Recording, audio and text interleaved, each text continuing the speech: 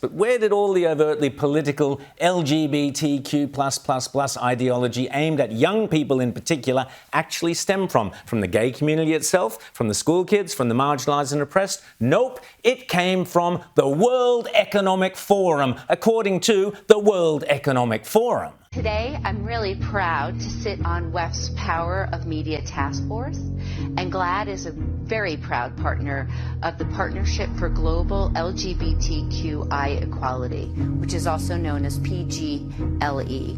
And PGLE was launched right here in 2019 and is a project of WEF and the UN Office of the High Commissioner for Human Rights. So it's LGBTQ, and we expand the age from 18 to 34, and you can see nearly 40% of Gen Zers identify as LGBTQ. Have you got that? The political grooming of Gen Z into the ideology of LGBT and Q was a United Nations and World Economic Forum activist program, and they are proud of it. Of course, there's nothing sinister whatsoever about the World Economic Forum or any of their ideas, is there? Seeing that person commit the crime, even though that person's utterly innocent, that it becomes a planted memory. And so there's some really interesting research that we can plant false memories in the brain. And in a different context, one of the emerging areas that's really interesting in law neuroscience is pain detection. And once we understand the circuitries that cause pain, I guess the question is, could we then instill pain and use that in many coercive measures in the legal system as well? So. Wow, that's amazing. Coercive pain, anybody? Sounds like fun. Well, how about this? The World Economic Forum would like to see a new crime called ecocide. Under ecocide, farming and fishing and fossil fuel businesses could be committing a crime equivalent to murder or genocide.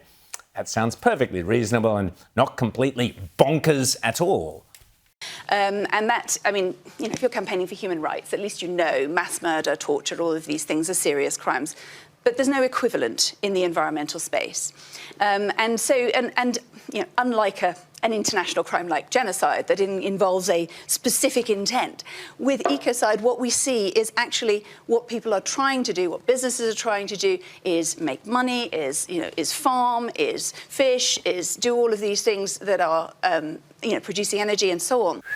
Still, if you think she's kooky, here's my totally demented Trump derangement syndrome nutjob of the week. If you voted for Trump, don't wind up in this woman's ER.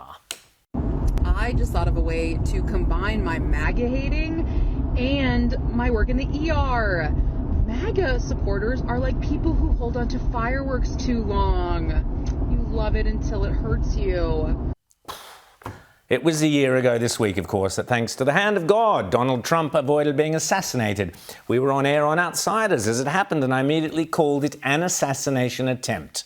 But most of the US media did not.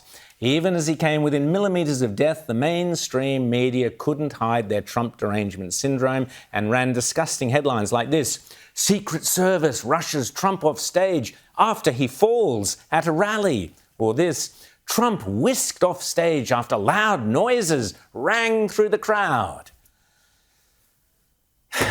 Speaking of mishaps on stage, you do have to feel sorry, kind of, for this married CEO who was snuggling up with his HR manager under cover of a huge crowd in the pitch darkness of a Coldplay concert when the spotlight and the camera found them and projected their canoodling up on the screen for the whole world to see.